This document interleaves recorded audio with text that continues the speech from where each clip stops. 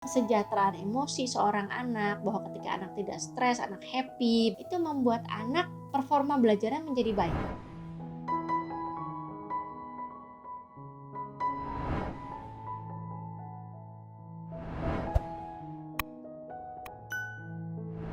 Tapi ketahuilah bahwa sebetulnya anak juga mengalami stres karena apa? Karena yang pertama ya, anak sebetulnya merasa bosan. Bosan karena apa? Dia kehilangan rutinitas yang menyenangkan. Berapa banyak di antara kita orang dewasa yang mulai kangen liburan, mulai kangen pergi ke mall, mulai kangen nonton bioskop. Sama, anak-anak kita pun demikian. Mereka mulai kangen dengan rutinitas dulunya mereka yang menyenangkan, seperti jalan-jalan ke mall dengan bebas, bisa lihat-lihat mainan, coba-coba sembarangan mainan. Kemudian jalan-jalan di mall bisa minta beli cemilan dengan bebas, kemudian bisa main di playground yang besar, kemudian bisa ketemu teman, bisa peluk-pelukan gitu. Nah, ini yang tidak bisa mereka lakukan sekarang, sehingga mereka merasa bosan karena rutinitas yang menyenangkan ini hilang. Nah, apalagi sih yang membuat anak stres? Yang membuat anak stres adalah tuntutan akademik dari orang tua. Ternyata disadari atau tidak disadari itu lebih tinggi dibanding sebelumnya. Kenapa tuntutan akademiknya malah bisa lebih tinggi? Karena ya, yang pertama, orang tua dulunya tidak langsung bisa melihat sikap belajar anak ketika di kelas. Jadi kalau di kelas gurunya lagi menerangkan, kemudian anak duduk males-malesan gitu, orang tua kan gak lihat, orang tua di rumah. Ya, yang menegur adalah gurunya.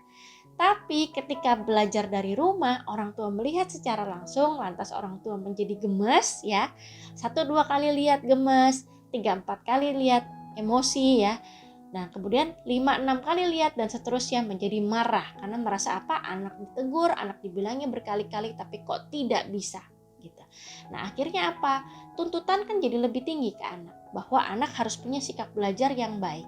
Nah, kemudian apalagi yang membuat tuntutan akademik menjadi tinggi adalah orang tua dipaksa secara tidak langsung ya, dipaksa mengajari anak beberapa materi yang sebelumnya orang tua tidak perlu ajari secara detail karena anak diajari di sekolah. Tapi karena sekarang jam belajar dikurangi, karena mereka harus mengurangi screen time, akhirnya orang tua yang harus lebih banyak mendampingi anak dalam penguasaan materi. Akhirnya tuntutan menjadi lebih tinggi bahwa anak harus bisa karena orang tua dihadapkan dengan tugas-tugasnya langsung. Sedangkan waktu dulu tidak, orang tua lebih banyak mempercayakannya kepada para guru. Kemudian apalagi sih yang membuat anak stres selama pandemi atau selama PJJ ini adalah karena dia kehilangan juga banyak kesempatan berinteraksi dengan teman sebaya. Padahal dalam banyak penelitian itu mengemukakan bahwa interaksi sosial dengan teman sebaya atau hubungan interpersonal dengan teman, kemudian kesejahteraan emosi seorang anak, bahwa ketika anak tidak stres, anak happy begitu ya. Kemudian situasi sosial yang nyaman, itu membuat anak performa belajarnya menjadi baik. Ya, sedangkan itu hilang sekarang. Jadi otomatis tidak heran jika dalam kondisi sekarang ini sebagian besar anak performa belajarnya menjadi semakin menurun. Ikuti terus sosial media Tanam Benih untuk mendapatkan video-video parenting lainnya.